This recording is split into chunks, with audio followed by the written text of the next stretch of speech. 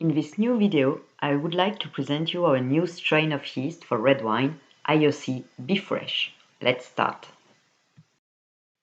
In the literature, we find a lot of papers regarding the characterization of aromas in white wines, but a little bit less regarding red wines. A lot of winemakers use two scales to define the aromas. The first one is the type of fruits, red or black. The second is the level of maturity, vegetal to overripe. And finally, these both scales are oft linked more than we think. For example, when we talk about a vegetal red wine, professionals use the term of blackcurrant bud aromas or pepper. At the opposite, for a red wine described as having ripe fruit aromas, the terms used will be dried fruit, cocoa, or blackcurrant liqueur. The first thing that we made before we started the yeast selection was to identify clearly what molecules are involved in red wine aromas. On the screen, you could see a table that sums up the various molecules. I won't describe it. If you want to read it in details, put the video on pause. However, for our yeast selection, we decided to focus more especially on fresh fruit aromas. And as you can see, these aromas families are esters.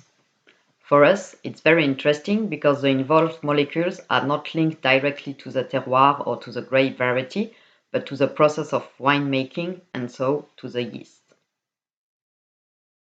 A recent research made by Bénédicte Pinault reveals something very interesting. In a model solution and in a standard red wine, she added separately three molecules described as responsible of black fruit aromas, the three first columns. After the addition, the model solution and the wine were described as having more black fruit aromas. And then she added a cocktail of the three molecules, but the added quantity was less for each molecule than the perception concentration. And the conclusion is that even if the concentration is less than the perception one, the wine and the model solution are described as more aromatic.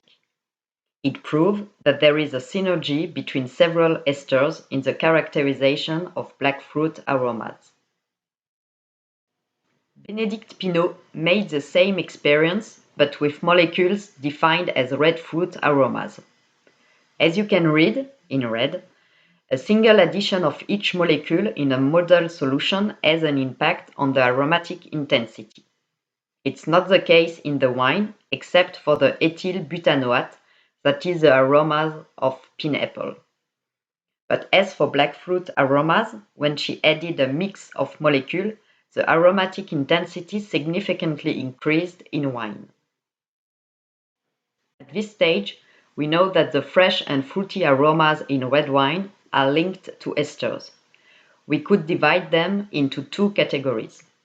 Red fruit aromas is a pool of 4 molecules, and black fruit aromas is a pool of 3 to 4 esters.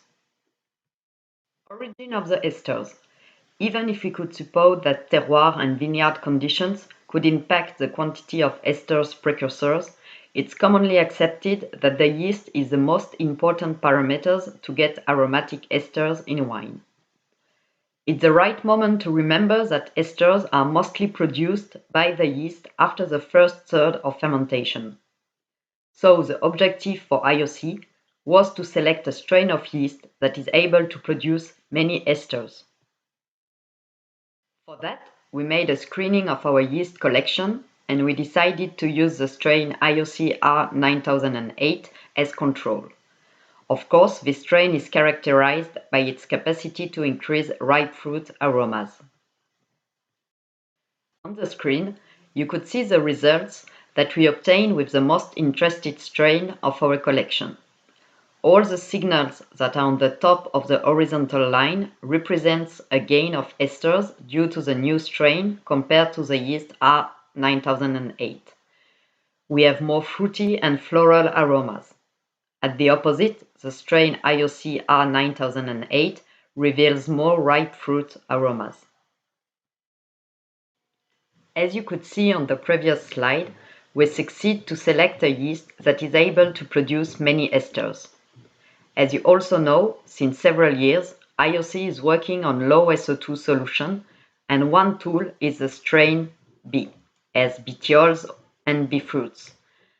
These yeasts are obtained by breeding enhancement and have the characteristic to produce no SO2 and no H2S.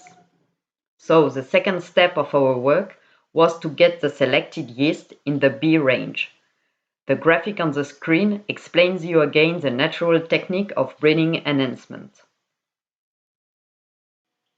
The breeding enhancement took several years. During them, we should guarantee that the yeast keeps its characteristics generation after generation, no SO2 production, and capacity to produce fruity esters. After several years, we keep one yeast that is now named Ioc Be Fresh. As its mother, we compare it to Ioc R9008, and you could see on the screen that Ioc Be Fresh is producing more red and black fruity aromas and also more floral aromas. We tasted it in real condition last year on several grape varieties. An interesting fact that we noted last harvest is the capacity of Ioc Be Fresh to keep more freshness. It seems that Ioc Be Fresh consumes less malic acid. On this slide, you could read the main characteristics of the strain Ioc Be Fresh. For your information, they are also written on the technical datasheet available on our website www.ioc.eu.com.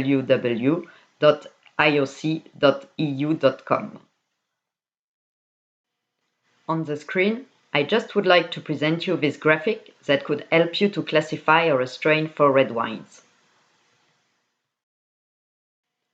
So, to conclude, Ioc Be Fresh is the new Ioc yeast especially selected for fresh and fruity red wine.